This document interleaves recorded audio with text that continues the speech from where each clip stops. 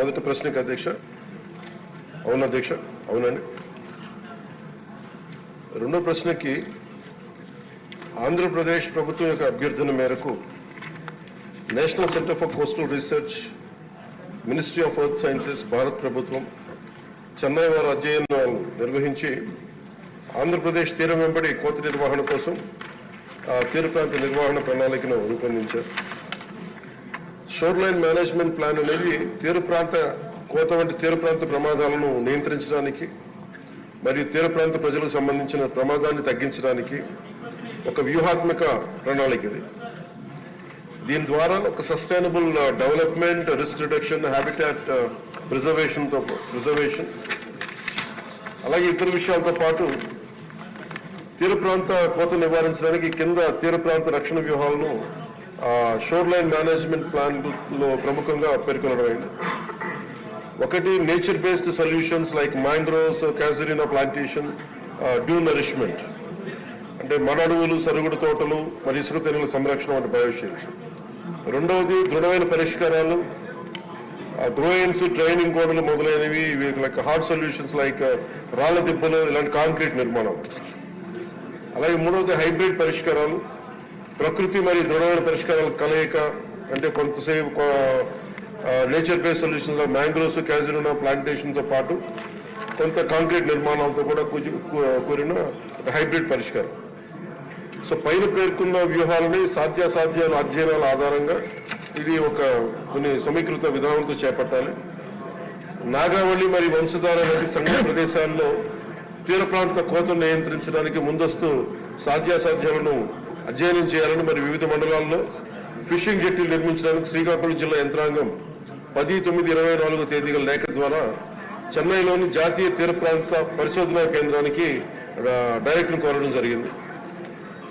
జాతీయ పరిశోధనా కేంద్రం బృందం రాష్ట్ర ప్రభుత్వ అధికారులతో కలిసి 2/11/24 ఈ ప్రాంతాలను సందర్శించి నాగావళి నది ఉత్తర ఒడ్డున మరియు వంశధార నది కలిగపట్నం దక్షిణ ఒడ్డున కోతను గమనించినట్టు తెలియజేసింది. మరియు సమగ్ర అధ్యయనం చేపట్టాల్సిన అవసరం ఉందని అభిప్రాయపడింది. సో ఒక డీటెయిల్డ్ ప్రాజెక్ట్ రిపోర్టు, ఒక సమగ్ర అధ్యయనం నిర్వహించి ఉపశమన చర్యలతో కూడిన ఒక డీటెయిల్డ్ ప్రాజెక్ట్ రిపోర్ట్ సమర్పించాలని ఆంధ్రప్రదేశ్ ప్రభుత్వం ఎన్సీసీఆర్ని అభ్యర్థించింది. ఎన్సీసీఆర్ ద్వారా డిపిఆర్ని సిద్ధం చేసి సమర్పించడానికి దాదాపుగా 3 నెలల సమయం పట్టచ్చు. డిపిఆర్ అందిన వెంటనే సంబంధిత భాగస్వామ్య ప్రభుత్వ శాఖల ద్వారా నివారణ చర్యలు తీసుకుంటామని తెలియజేస్తాం.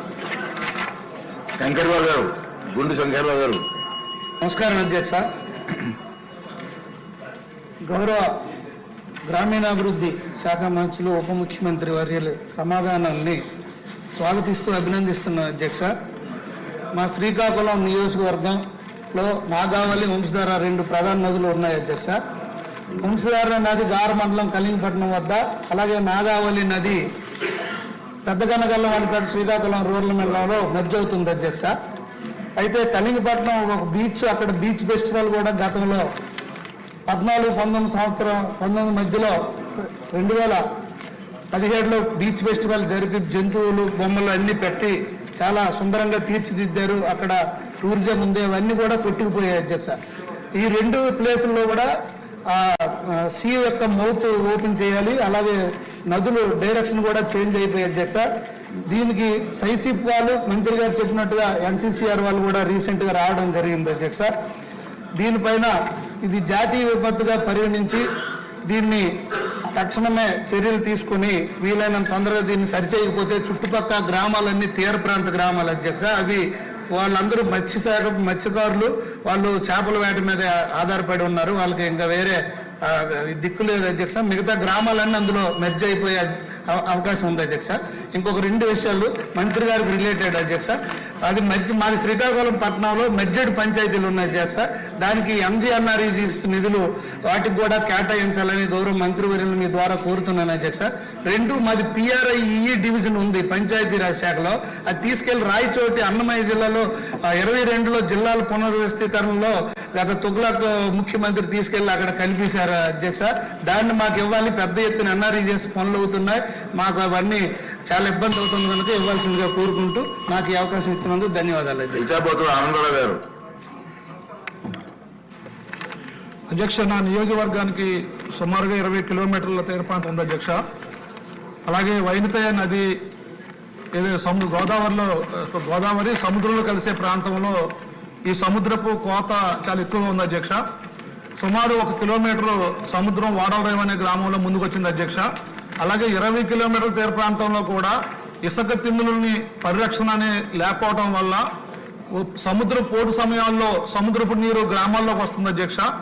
అలాగే ఈ NCCR ఏదైతే జాతీయ తీర ప్రాంత పరిశోధన సంస్థ ఉందో, అలాగే తీర ప్రాంత నిర్వహణ ప్రణాళిక ఉందో, ఈ రెండు కూడా అవి చేసే పనుల్లో స్థానిక ప్రజాప్రతినిధులను ఇన్వాల్వ్ చేయకపోవడం వల్ల ఎక్కడెక్కడ ఇబ్బందులు ఉన్నాయో వాళ్ళ దృష్టికి తీసుకెళ్లే అవకాశం రావట్లేదు అధ్యక్ష. అందుకని ఇకపై సభ్యుల్ని దాంట్లో ఇన్వాల్వ్ చేస్తే వారికి సమగ్రమైన సమాచారం ఇవ్వడానికి ఉంటుంది కాబట్టి ఆ విధంగా చేయాలని గౌరవ మంత్రి గారిని మీ ద్వారా కోరుతున్నాను అధ్యక్ష.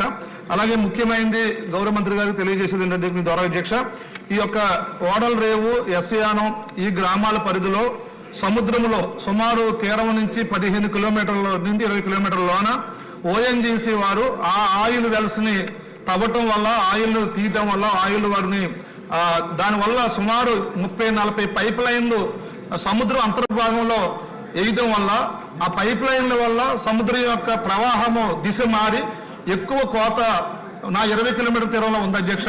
అలాగే అప్పుడప్పుడు సముద్ర తీరానికి ఆయిల్ తెట్టు కూడా కొట్టుకొచ్చి ఎవరైతే స్థానిక మత్స్యకారులు సముద్ర వేటలో చేపలకు వెళ్తారో వాళ్ళకు కూడా ఉపాధి లేకుండా అవుతుంది అధ్యక్ష.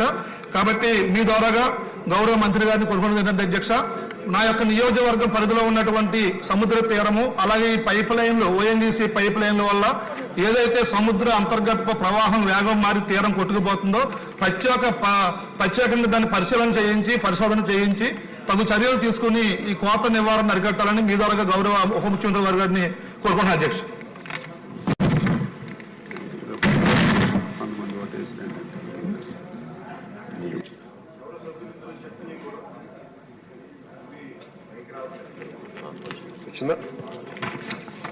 గౌరవ సభ్యులిద్దరూ లేవనెత్తిన అంశాలని ఖచ్చితంగా దీన్ని ఎగ్జామిన్ చేస్తాం అధ్యక్ష. ఇది national centre for coastal research వారికి ఆల్రెడీ తెలియజేశాం అధ్యక్ష. ముఖ్యంగా మన మత్స్యకార గ్రామాల్లో చాలా వరకు మన శ్రీకాకుళం జిల్లాలో కోతకు గురైన విషయం ఆల్రెడీ మా దృష్టిలో ఉంది అధ్యక్ష, తెలియజేశాం ఆల్రెడీ. అలాగే ఇంకో కీలకమైన అంశం ఏంటంటే ప్రజాప్రతినిధులు ఇన్వాల్వ్ చేయాలి. దానివల్ల ఇప్పుడు ఉదాహరణకి ఇప్పుడు వాడల రేవు కానీ ఈ SC యానం కానీ SC యానం కానీ గురించి చెప్పిన విషయాలు కూడా దృష్టిలో ఉన్నాయి అధ్యక్ష.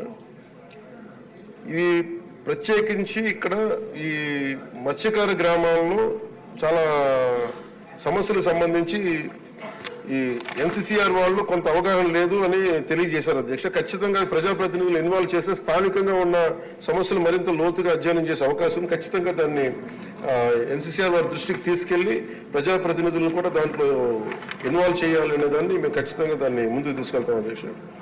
అలాగే వారితో ప్రస్తావించిన ఆయిల్ వెల్స్ తవ్వకం కానీ లేదంటే ఈ పైప్ లైన్స్ వేయటం 34 పైప్ లైన్స్ వేయటం వల్ల కింద ప్రవాహం తీరుతెన్నులు మారుతూ ఉన్నాయి. దానివల్ల ఈ చమురు తట్టు కూడా బయటకు వచ్చి కొన్ని సందర్భాల్లో మత్స్య సంపద కూడా నశించిపోతుందన్న దృష్టిని కూడా తీసుకుని ఇది ఒక సమగ్ర తీర ప్రాంతం ఒక కోస్టల్ లైన్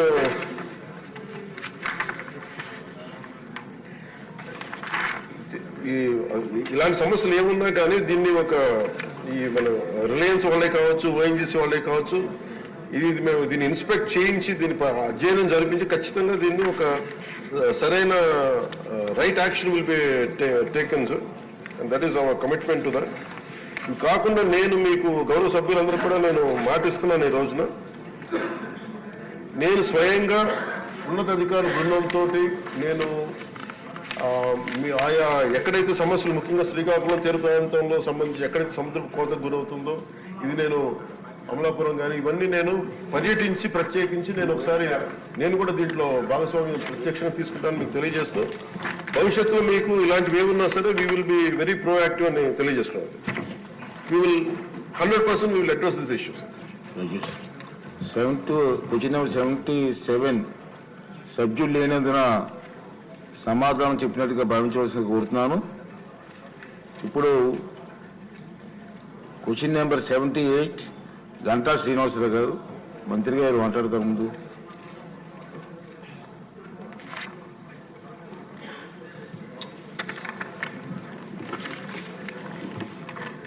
అధ్యక్ష, ఏ ప్రశ్నకి సమాధానం అవునండి, బి మరియు సి ప్రశ్నలకి సమాధానం వివరాలను సభా సమక్షంలో ఉంచడమైనది అధ్యక్ష.